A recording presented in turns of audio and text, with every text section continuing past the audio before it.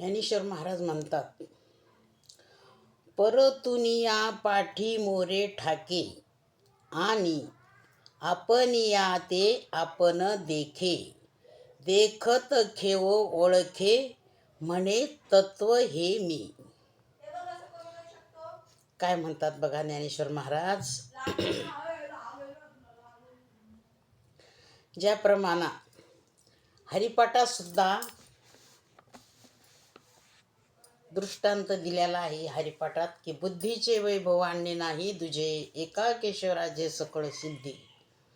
मग सर्व सिद्धी ज्या मिळाल्या त्या बुद्धीना मिळाल्या.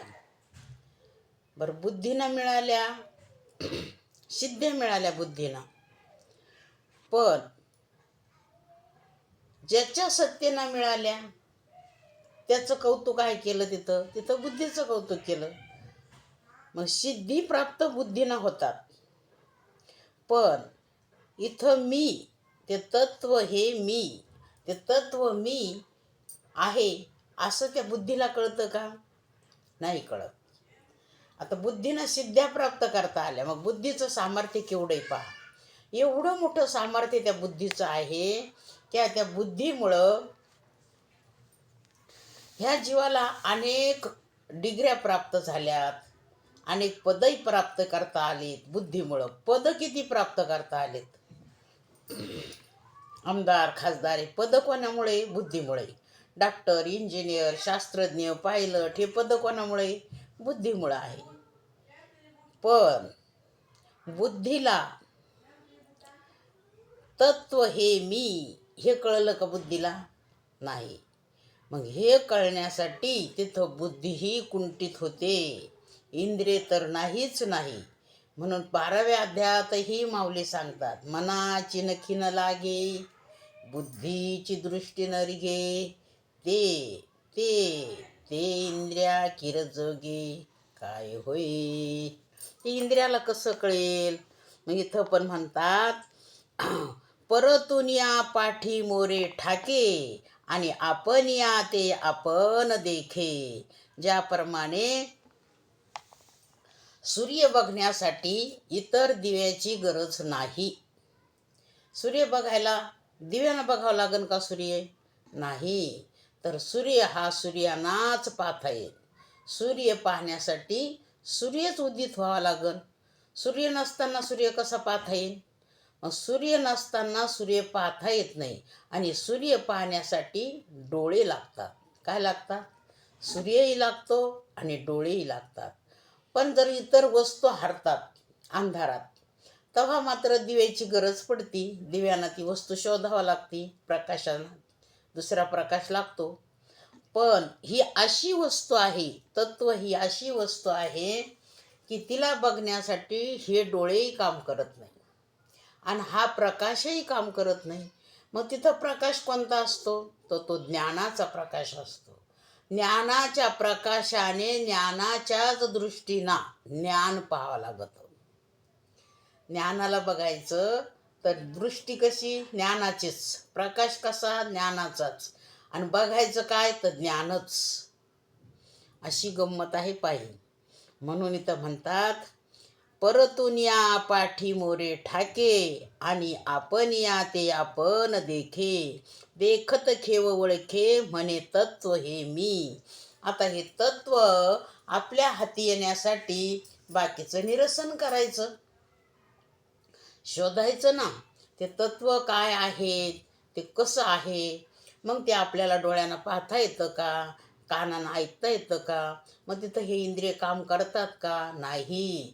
तिथंपर्यंत मन आपल्याला तिथपर्यंत नेतं, पण वस्तू मात्र दाखवत नाही. मन काय करतं?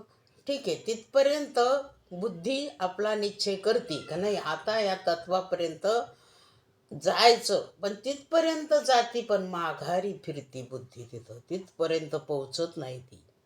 मग ते तिथपर्यंत नेल्यानंतर कोण बघतं? मग कोणाला बघतं? मग जो ज्याचा त्यानाच बघावा. मग ते तत्वच तत्वाला कळतं. ते तत्वच लक्षात येतं की ते परम तत्व म्हणजेच मी आहे. मी इतक्या दिवस हा मी शरीराला मी समजतो, शरीराच्या संबंधाचे माझे वाटते, म्हणून हा देहाचा मीपणा गेला पाहिजे आणि देहा संबंधाचे माझे माझे म्हणणं तेही आपलं खोटं आहे, म्हणून ते महत्त्वाचं नाही. आता व्यवहार देहात असल्यामुळं देहाशी व्यवहार येतो, संबंध आला ना त्याचा देहाशी, मग देहासंबंधाचा तो व्यवहार आहे. पण तो कसा आहे?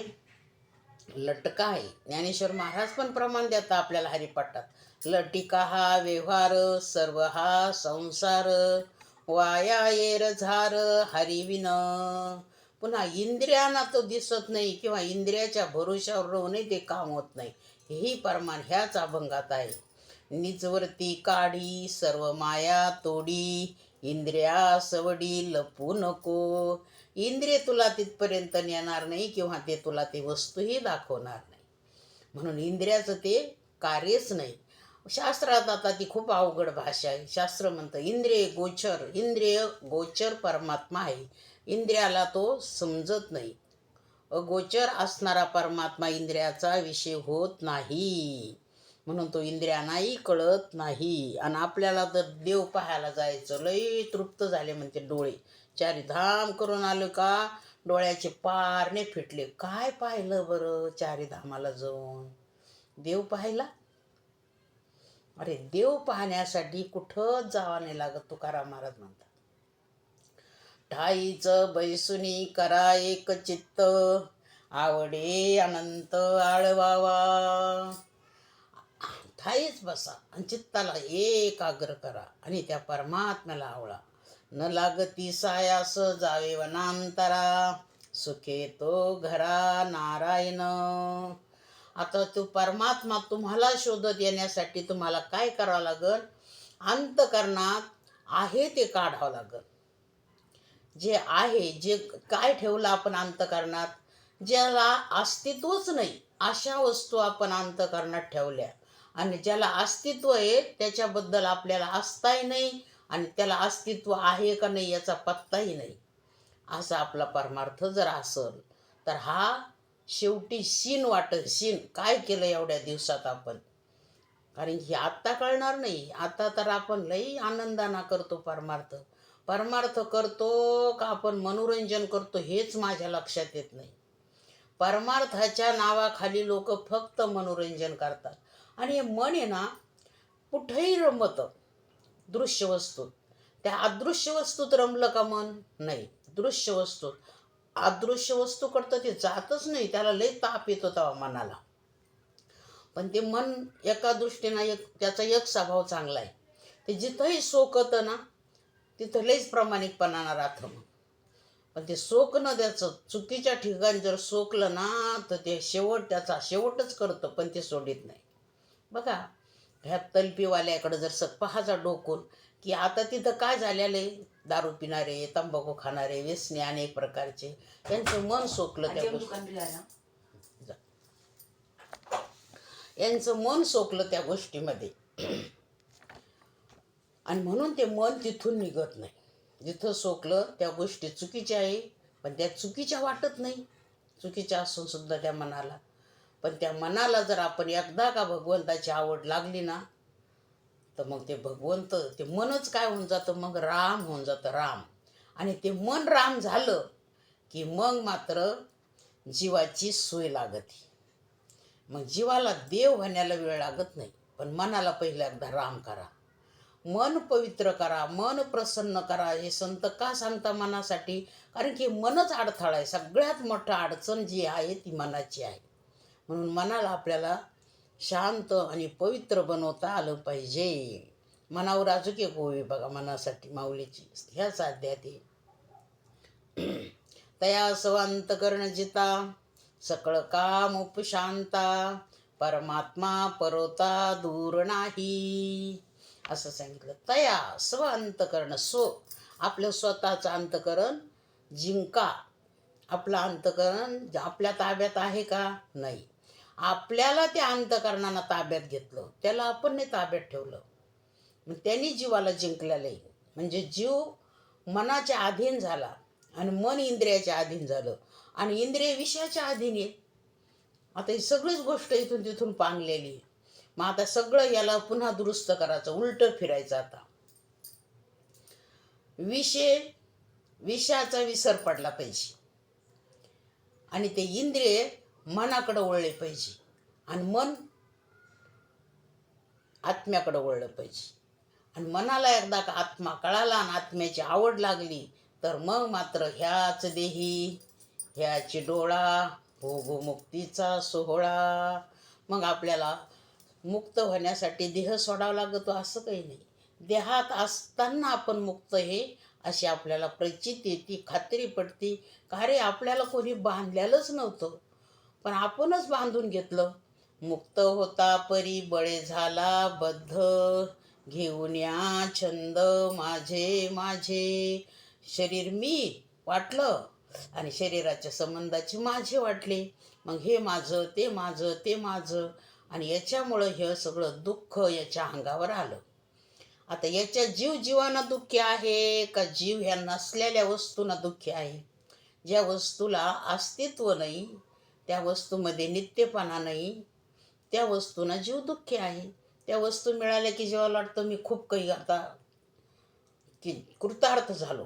आता एखाद्याला घर नसून आणि त्याचं घर व्हावं, त्याला वाटतं आता माझं सगळं समाधान झालं, आता काहीच करायचं राहिलं नाही. पण याच्या घरापेक्षा आणखी कोणाचं चांगलं घर जर दिसलं आणि मग याला पुन्हा वाटतं की आपल्या घरापेक्षा समोरच्याचं खूप छान घर झालं, असं एकदा आपल्याला घर बांधायचं. म्हणजे पहिलं नव्हतंच, छोटं मोठं झालं पण त्याच्यात समाधान नाही तर मोठं बांधायचं. आता मग छोट्या शहरात राहिलं की मोठ्या शहरात जा वाटतं, हे समाधान नाही. इथं संसारातल्या गोष्टी तुम्हाला कधीही सुख देऊ शकत नाही. म्हणून तुकाराम महाराज, ज्ञानेश्वर महाराज सांगता की संसार दुःख मूळ, चहूकडे इंगळ, विश्रांती नाही कोठे, रात्रंदिवस तळमळ. ही न संपणारी तळमळ संसाराची. आणि संसारातली तळमळ तेव्हा शांत होती. केव्हा? जेव्हा मी कोण आहे हे कळलं, तेव्हा मी ते परब्रह्म तत्व हे असं लक्षात जेव्हा येतं तेव्हा ही तळमळ संपते. मग तया ओळखीची सरिसे, सुखाच्या साम्राज्य वैसे, मग आपण आपा समरसे, विरोनी जाये. मग हे जे वाटतं त्याला, मी असा आहे, मी आमदार आहे, मी खासदार आहे, मी कोणता गावचा पाटील आहे, माझ्याकडे एवढे पद आहे, मी एवढा श्रीमंत आहे, करोडपती आहे, हे सर्व अहंकार गळून पडतो. तेव्हा काय कळतं मग त्याला? का मी कसा आहे, मी कसा समजित होतो, काय होताशी काय झालाशी, याचं एक गीत आहे ना, तशी स्थिती ही खरी आहे. ते लोकांना जेव्हा गायलं ना, मला वाटतं खरंच यांना समजलं म्हणून त्यांनी ते गायलं. पण त्यांनी जे कवी आहे ना त्यांनी ते गायलं, पण बाकीचे उगच आपल्या एकमेकाचं चांगलं चाल असते म्हणून म्हणतात. आता तुकाराम महाराजाचे अभंग किती लोक गातात, पण ते फक्त ताल आणि सुराला महत्त्व देऊन गातात. त्यांना त्या शब्दाचं महत्त्व नाही वाटत की हे शब्द काय आहेत, ह्या शब्दांना काय सांगितलंय आपल्याला, इकडं लक्ष नसतं. त्या ओळखी सरीसी, सुखाच्या साम्राज्य बैसी, मग आपण पाहा समरसे, विरोनी जाये. जया परते अनिक नाही, जया ते हे इंद्रिये नेनती काही, ते आपणची आपुल्या ठाई होऊन ठाके.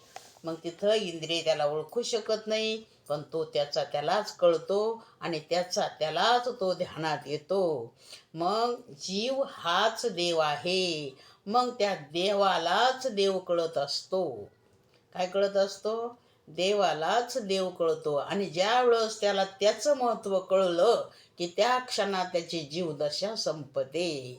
मी कोण आहे आणि कसा वाटत होतो, काय समजित होतो, हे सगळा भ्रम निघून जातो. आणि मी जसा आहे तसा जेव्हा लक्षात येतं त्या क्षणात तो जीवाचा देव होतो. असं चिंतन हे लक्षात घ्या.